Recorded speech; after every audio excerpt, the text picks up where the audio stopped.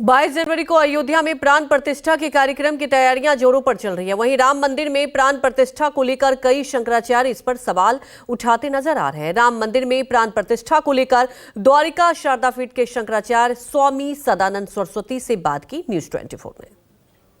अयोध्या में राम मंदिर में रामलला की मूर्ति की प्राण प्रतिष्ठा होनी है और इसी पर बात करने के लिए हमारे साथ हैं, एक्सक्लूसिव जुड़ रहे हैं न्यूज़ 24 से द्वारिका शारदा पीठ के शंकराचार्य स्वामी सदानंद सरस्वती जी। क्या कहेंगे आप? क्या आपको न्योता मिला है, वहाँ निमंत्रण मिला है और आप जाएंगे क्या वहाँ अयोध्या? राम जन्मभूमि तीर्थ न्यास द्वारा हमें निमंत्रण मिला है।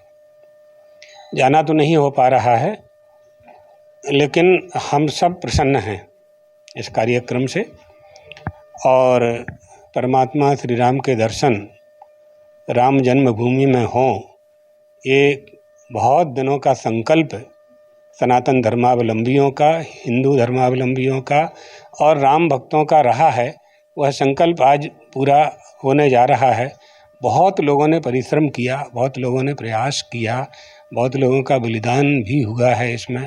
सैकड़ों वर्ष का हमारे देश के महाराज कृपात्री जी महाराज से लेकर के चारों शंकराचार्य, रामानंदाचार्य जी और सभी आचार्यों ने, सभी संप्रदाय के आचार्यों ने खूब परिश्रम किया है। मनोयोग से जिसकी जो क्षमता थी उसके अनुसार सभी ने प्रयास किए। प्रयास सफल हुए। न्यायालय ने उचित आदेश दिया, निर्णय दिया और आज उस स्थल पर हम मंदिर और परमात्मा की मूर्ति को देखने जा रहे हैं। तो ये हमारे देश के लिए प्रसन्नता का अवसर है। सभी को इसका स्वागत करना चाहिए। कुछ राजनीति भी हो रही है मंदिर के में जो तारीख है उसको लेकर। धर्म के अनुसार राजनीति चलनी चाहिए। प्रजा का पालन राजा करता है और राजा का पालन धर्म करता है। राजा को धर्म का उपदेश धर्माचार्य देते हैं। ये हमारी परंपरा रही है। इसलिए धर्म के अनुसार यानी कर्तव्य भी धर्म है। क्या करना चाहिए, क्या करना चाहिए, नहीं करना चाहिए, जब किसी राजा के सामने, प्रशासक के सामने धर्म संकट आ जावे तो निर्णय प्राप्त करने के लिए वह धर्माचार्य के पास जाया करते हैं। वो बताते हैं कि आपको यह निर्णय लेना है। ये परंपरा रही है। लेकिन आजकल धर्म का उपयोग राजनीति के लिए लोग करते हैं। ये बात ठीक नहीं है। धर्म हमारे आराध्य देव को प्राप्त करके, आराधना से शक्ति प्राप्त करके, आध्यात्मिक शक्ति प्राप्त करके हमें बलवान होना है, अपने देश को मजबूत बनाना है और जो आने वाली पीढ़ी है उसके अंदर, उसके गले के नीचे धर्म को उतारना है। इसलिए धर्म का उपयोग करना है। परमात्मा की उपासना आध्यात्मिक शक्ति प्राप्त करने के लिए करनी है। भगवान का उपयोग नहीं करना है, भगवान की आराधना करनी है। अच्छा, चारों मठों के शंकराचार्य के बीच में कुछ ऐसा मतभेद देखने को मिल रहा है। निश्चलानंद सरस्वती शंकराचार्य जी कह रहे हैं नहीं जाएंगे।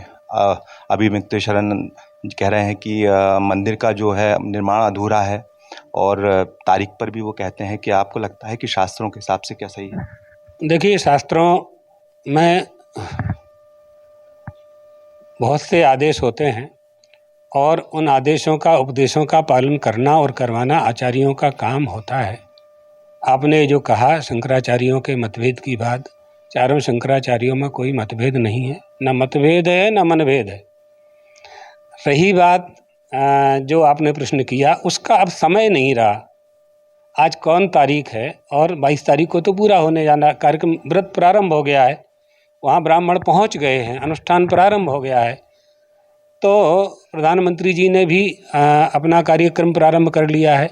ब्राह्मण वहाँ जाकर के पूरे धार्मिक जो कर्मकांड है, जो विधि है, वो गर्भगृह की वो संपादित करने लगे हैं। तो अब कोई अवसर नहीं है कि ऐसी बात कही जाए जिससे कोई वहाँ विघ्न पैदा हो। अब तो सबको स्वागत करना चाहिए। और एक बहुत बड़ा विवाद समाप्त हुआ है। ये सभी के लिए प्रसन्नता है। प्रधानमंत्री जी पहुंचेंगे गर्भगृह में, क्या वो सही मानते हैं शास्त्रों के हिसाब से? नहीं, ब्राह्मण करवा रहे हैं। काशी के पंडित पूरा विधान करवा रहे हैं। और दर्शन करने के लिए प्रधानमंत्री जी भी जाएंगे, सभी लोग जाएंगे, हम लोग भी जाएंगे, आप लोग भी जाएंगे, कोई भी जा सकता है। ठीक है। सोमनाथ की प्रतिष्ठा के अवसर पर डॉक्टर राजेंद्र प्रसाद जी गए थे, सरदार वल्लभ भाई पटेल गए हुए थे, तो ऐसा कोई निषेध नहीं है कि हमारा राजा दर्शन करने के लिए नहीं जा सकता। जी बिल्कुल। तो हमसे बातचीत की यहाँ पर सदानंद सरस्वती जी शंकराचार्य जो कहते हैं कि एक भव्य आयोजन है और जिसमें सभी को जाना चाहिए। कैमरा पर्सन कमलेश व्यास के साथ विपिन श्रीवास्तव, न्यूज़ 24 भोपाल।